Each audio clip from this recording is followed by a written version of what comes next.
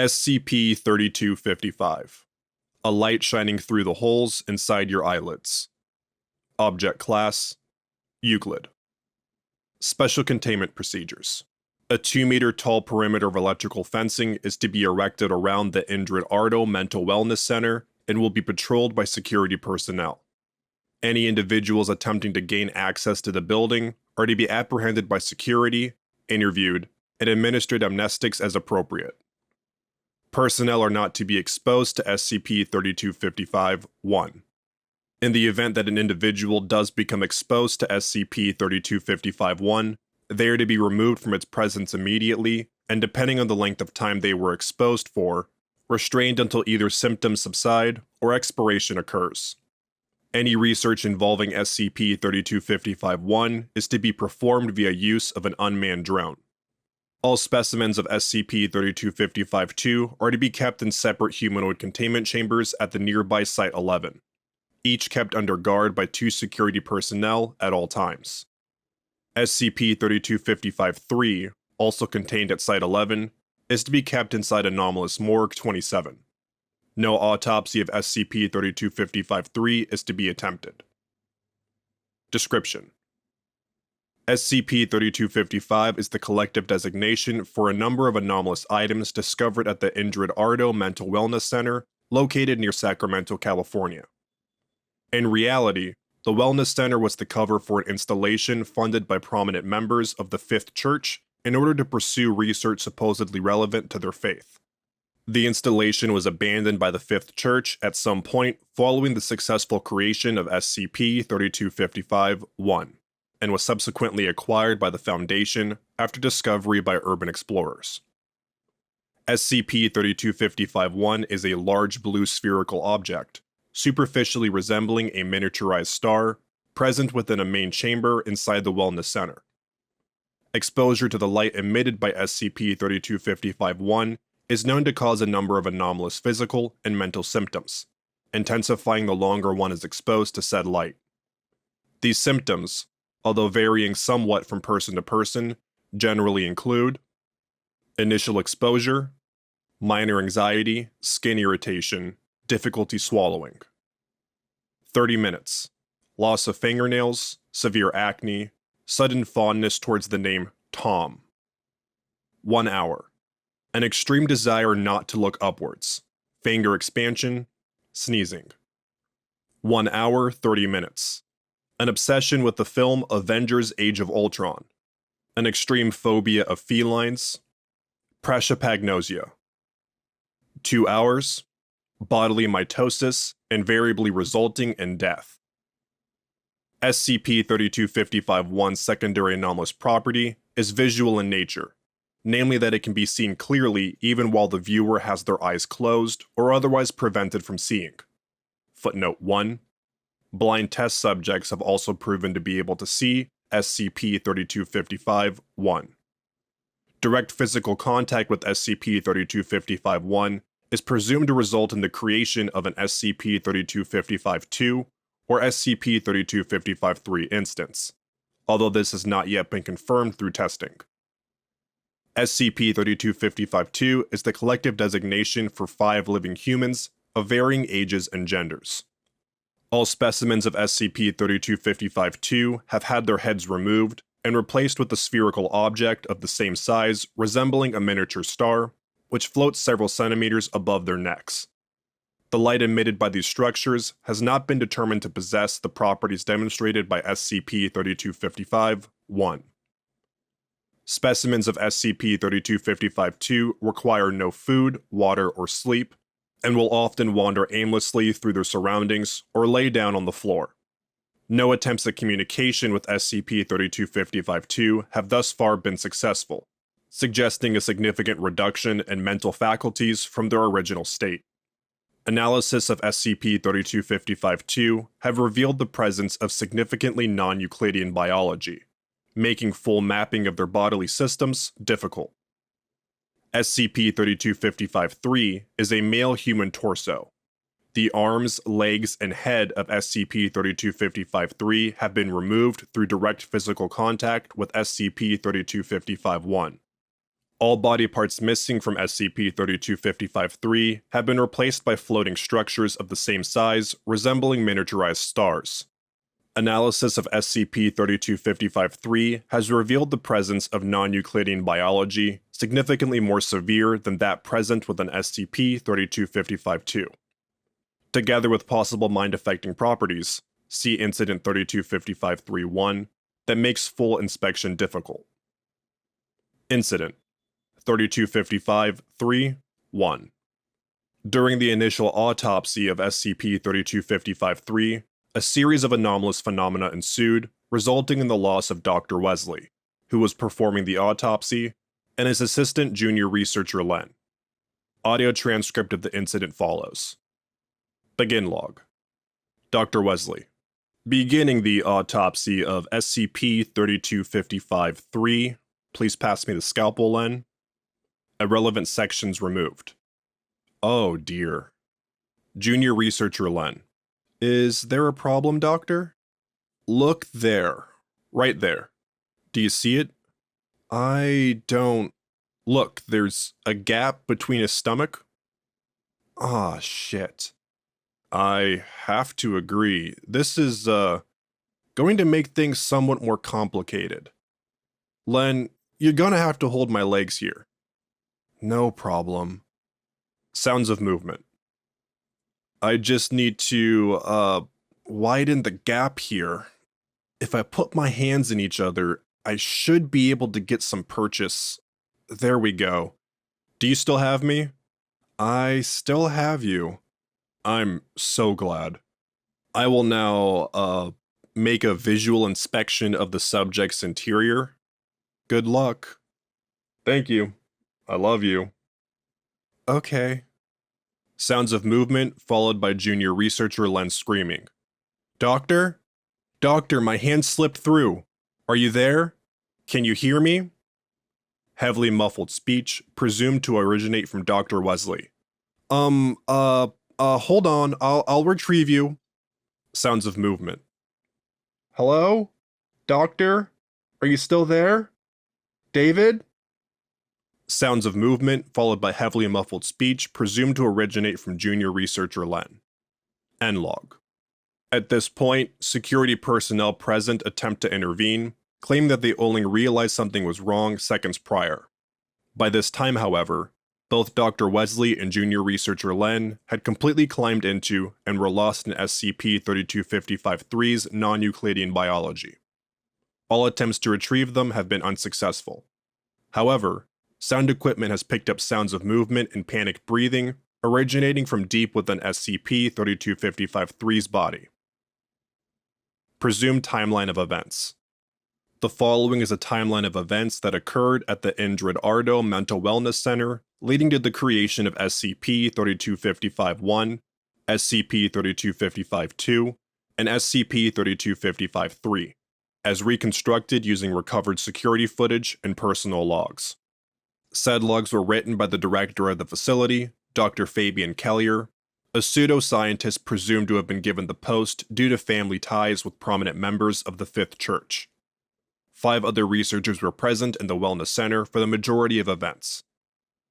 Upon initial arrival at the Wellness Center on February 14, 2017, Dr. Kellier made the following log. Have arrived at the facility.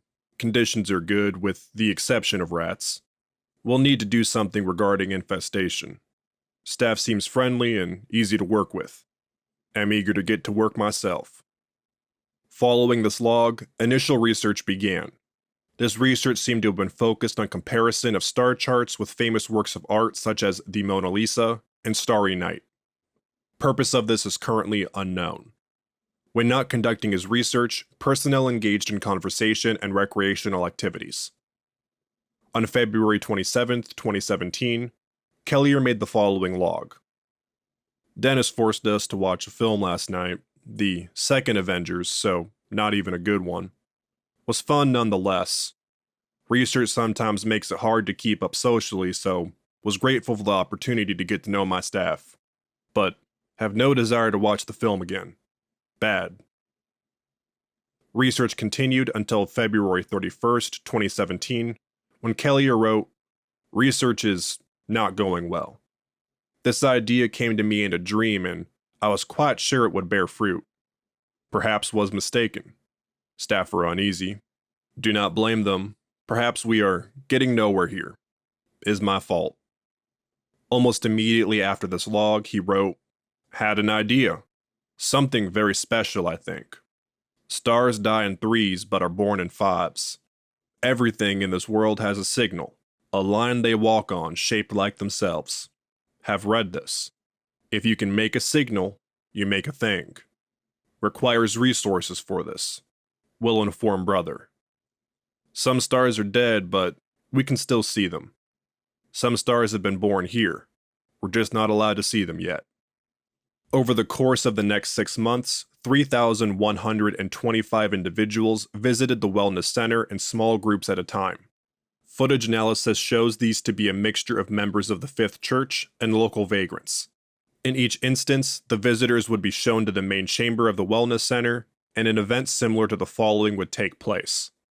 Security footage recovered from the Indrid Ardo Mental Wellness Center, depicting part of the creation process of SCP-3255-1. Begin footage. 4 individuals walk into the main chamber of the Wellness Center. 3 have been identified as minor members of the Fifth Church, while the 4th appears to be a local vagrant. A sphere composed of black smoke is present in the center of the room. All individuals begin to walk towards the center, the vagrant looking around in concern. Vagrant: "What is this place?" Fifthest one: "Just be patient, man. You gotta give it a minute. You'll have your money when it's done." Vagrant nods but appears reluctant.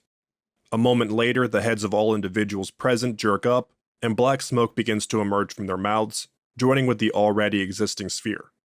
This continues for 3 minutes before emergence ceases. All individuals lower their heads and exit the room. End footage.